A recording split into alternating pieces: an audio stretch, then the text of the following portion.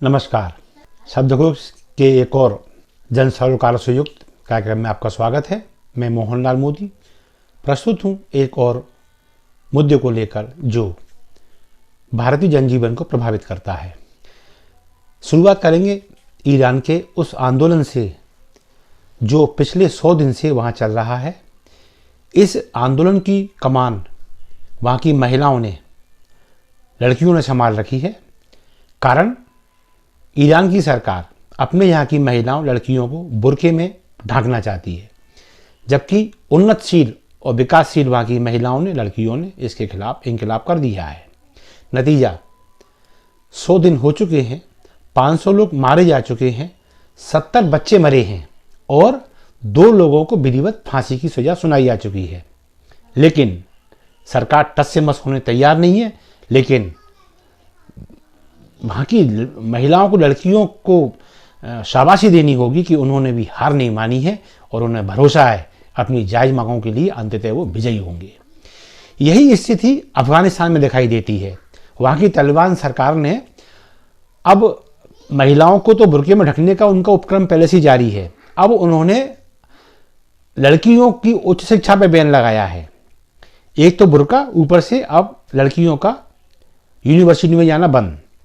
लेकिन ताजुब करना पड़ेगा, बंदिशें उस सरकार के खिलाफ जिस तालिबान की, कहना चाहिए, दरिंदगी पूरे विश्व में प्रसिद्ध है, उस तालिबान सरकार के खिलाफ बाकी महिलाओं ने सड़कों पर आंदोलन छेड़ दिया है और उन्होंने भी ये ऐलान कर दिया है कि हम अपने अधिकार लेके रहेंगे।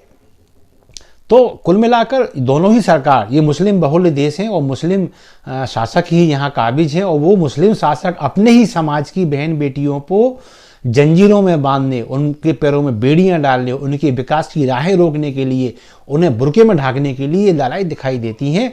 और इस ज्यादती से छूटने के लिए महिलाएं इनकलाब छेड़े हुए हैं। लेकिन मुझे ताज्जुब होता है ये देखकर कि भारत में स्थिति उल्टी है। यहाँ की सरकार, यहाँ का जनमानस अन्य महिलाओं, बहन बेटियों के साथ साथ मुस्लिम वर्ग की महिलाओं का भी भला चाहता है। वो चाहता है मुस्लिम समाज की महिला भी खुले में सांस लें, बुर्के की आवश्यकता ना रहे। वे एयर होस्टेस बनना चाहें, इंजीनियर बनना चाहें, वे वकील बनना चाहें, डॉक्टर बनना चाहें, सारे रास्ते खुले हुए हैं। इस सबके बावजूद इसी मुस्लिम समाज के कुछ कहने स्वयंभू विद्वान, जो अपने आप को स्कॉलर कहते हैं मुस्लिम समाज के, वह काजी, मुल्ले, इस तरह की पदों पे, जिम्मेदार जगहों पे बैठे लोग अपनी बहन बेटियों के लिए यहां क्या मांग रहे हैं? बुर्का, पर्दा, बेड़ियां। क्या हो गया इन लोगों को? एक और वहां आंदोलन चल रहे हैं कि हमें इनसे बचाओ, और यहां मांग की जा रही है कि हमें इन चीजों से बांध दो। और मुझे बड़ा खेद होता है ये जानकर कि मुस्लिम समाज की बहन बेटियां भी इन रूढ़िवादी ताकतों की साजिशों में घिर जाती हैं और अपने इन तथाकथित भला चाहने वालों की बातों में आकर, और वे भी अपने लिए क्या मांग रही हैं? बुर्का, बेड़ियां, गुलामी, और ये जो रूढ़िवादी मानसिकता की जंजीरें। आपको ईरान और अफगानिस्तान की बहनों से सीखना चाहिए कि वे उच्च शिक्षित होकर और उच्च शिक्षित होने के लिए आंदोलन कर रही हैं, बुर्के में आग लगा रही हैं वो, क्योंकि वो जानती हैं इसकी आड़ में इनका शोषण होता है।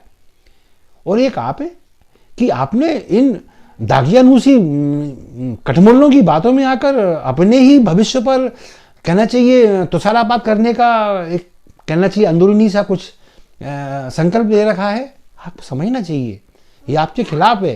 क्योंकि यदि आपने बुर्के की बात मानी, यदि आप भी इनकी बातों में आकर बुर्के की मांग करने लगी, तो ये यकीन मानिए, ये जो 3 तलाक, हलाला और गुजारा भत्ते के नाम पर आपका शोषण, जो साजिशें जो चलती रही हैं मुस्लिम समाज में कुछ फिरकाप्रस्त लोगों की ओर से, वे और ताकत पाएंगी सरकार पर हावी होने का, और आपके ऊपर बंदिशें लगाने का उन्हें अवसर मिलेगा। इसलिए मेरी मुसलमान समाज की भारतीय बहनों से, यहाँ की बुजुर्ग माताओं से अपील है, अफगान ईरान से कुछ सीखें और अपने हक के लिए, अपनी आज़ादी के लिए यहाँ की सरकार, यहाँ के जनमानस के साथ कदम से कदम मिलाकर आगे बढ़ें और इस बुर्के का प्रबल विरोध करें।